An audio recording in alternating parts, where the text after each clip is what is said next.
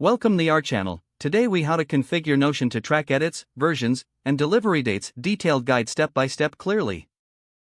Open Notion and create a new database for your project. In the database, add properties to track key elements. Create a property named Edit Date and set its type to Date.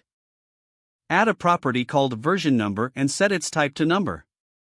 Create another property named Delivery Date and set its type to Date.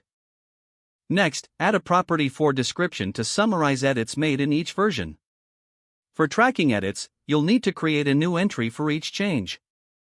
When you make an edit, fill in the edit date with the current date. Increment the version number for each new edit made. In the Description property, provide a brief summary of the changes. Set the delivery date to your target completion date for the project. You can now visualize your progress by sorting or filtering based on the properties you've created. To keep everything organized, consider grouping by delivery date or version number.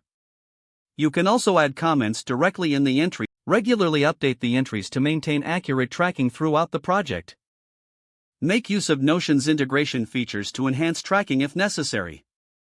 Finally, review your setup to ensure it meets your project's needs. If the page does not load, refresh the browser or try again in a private or incognito window. Make sure you are using the correct email address, then retype it carefully to avoid small typos. If your password is not accepted, use the reset option and create a new strong password you can remember. Check your spam folder for verification or security emails, then complete any requested confirmation steps.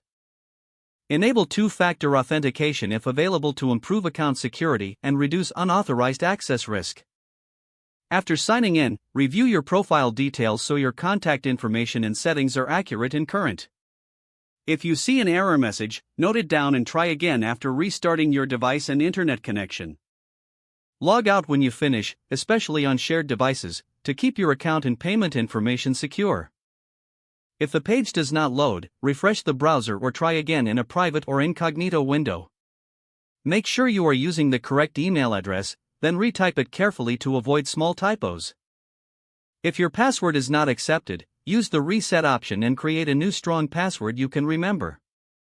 Check your spam folder for verification or security emails, then complete any requested confirmation steps. Don't forget to like this video and subscribe to our channel for more step-by-step tech guides.